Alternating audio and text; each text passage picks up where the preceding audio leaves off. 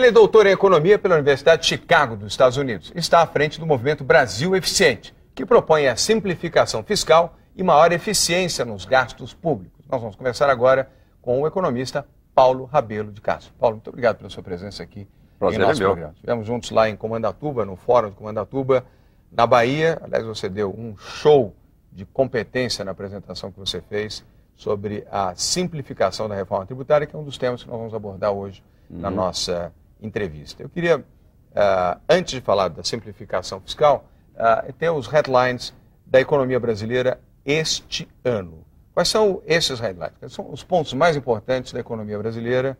Um pouco de futurologia, em duas palavras, somado à performance da economia brasileira até o final de abril, estamos aí chegando no final do mês de maio. Quais são as perspectivas? Sim, eu antes queria fazer um disclaimer, como se diz em inglês, uma ressalva. Competência e show deu você em Comandatuba pela qualidade política e pela qualidade de trabalho que eu vi lá, não só sobre reforma tributária, como sobre o tema importantíssimo da educação no Brasil. Você realmente é um craque, é um campeão, João. Obrigado. Parabéns mesmo.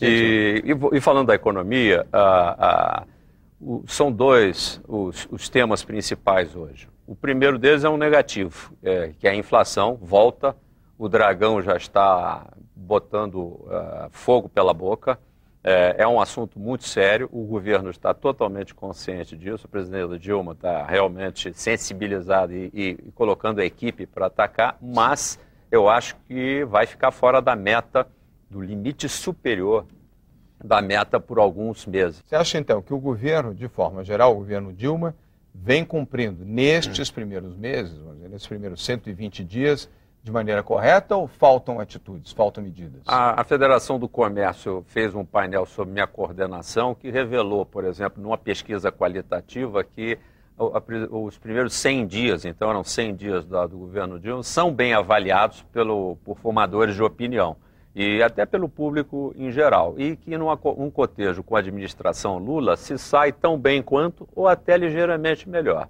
Mas é preciso fazer uma ressalva, o tempo está passando. E no governo, João, é interessante, o telespectador também às vezes não sabe disso. O tempo psicológico no governo é muito menor do que aqui no nosso mundo. Mal começou, já está terminando. Então, uma observação importante.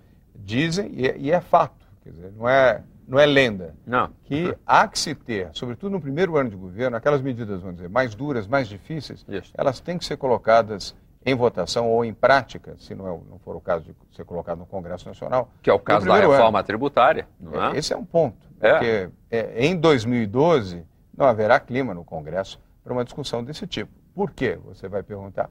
Porque é ano eleitoral, nós temos eleições municipais no Brasil, e quando há eleição, não há razão. A emoção se sobrepõe à razão, as questões políticas se sobrepõem as questões de fato e de direito, aí você não consegue uma atmosfera no Congresso. Porque, João, 2012, do ponto de vista dos políticos, praticamente antecipa 2014. Isso. Na cabeça do político, não na nossa, na minha, na sua, mas o político já está pensando se vai ser a Dilma a concorrer e a ganhar em 2014 ou quem vai ser o candidato ou serão os candidatos de oposição. Eles já estão trabalhando nesse calendário. Na eleição 2012, você colocou bem, vai aflorar plenamente. Portanto, vai acabar antecipando a discussão das eleições de 2014, com a sucessão presidencial e também a sucessão nos governos estaduais. Quer dizer, o ano estratégico é 2011.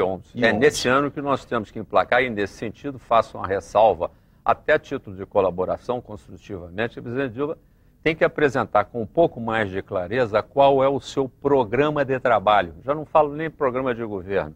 O que ela se propõe a fazer, além do belo e importante objetivo de erradicar a miséria. Erradicar a miséria se faz com crescimento, aumentando a taxa de investimento do país, mas a gente não está vendo a mobilização ainda em torno desse aumento da taxa de investimento. Isso é muito importante para uma boa notícia que eu queria dar. Você disse quais são os temas de 2011. Um negativo, eu disse, a inflação aí comendo feio.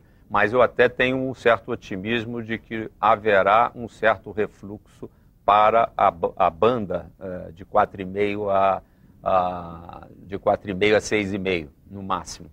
Mas a boa notícia é o aumento da massa de salários, a massa de rendimentos, ou seja, público nos shoppings, nos supermercados, consumindo mais. A nossa previsão é de que a massa de rendimentos, João, cresça este ano sem inflação, ou seja, por cima da inflação, cerca de 5,5% no Brasil. Hein? É muito expressivo. E por cima de um excelente 2010. A gente fala 5,5%, mas estava no fundo do poço, cresceu 5,5%, não é tanto. Não, 2010 foi um ano excepcional. Um ano excepcional. Aliás, você bota foi o melhor mais... ano da década. E aí talvez você bota junto mais... com 2008, claro. O melhor ano da década. Então, se você somar 5,5% de crescimento real, mais 6,5% de inflação, nós estamos falando aí de uns cerca de 12% na média de aumento do poder de gasto de um cidadão que vai ao supermercado. Ou seja, ou o mercado shopping. de consumo continuará aquecido. Muito aquecido. Riscos da inflação Altos existe.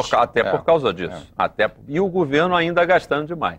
Bom, sobre força política e sobre o ataque, nós vamos conversar com você, Paulo, no próximo bloco, e vamos mergulhar um pouquinho nessa proposta da reforma tributária, que alguns chamam de fatiada, eu prefiro utilizar a expressão de uma reforma simplificada, que pode fazer tanto efeito positivo na vida econômica do país e, conforme você já mencionou, é este ano. Se não for feito este ano, não será 2012, há o risco de não se fazer em 2013 e terminarmos o governo Dilma sem esse assunto prosperando como deve. Eu acho que é um alerta importante, cidadão, brasileiro, patriótico da sua parte, vir aqui num programa de grande audiência e dizer: Presidenta Dilma, é hora de agir e agir rápido. Mesmo que seja de modo segmentado, tem que ser um segmentado urgente. Mas há que se começar. Bem, e no próximo bloco nós voltamos então com o economista Paulo Rabelo de Castro. Fique agora com a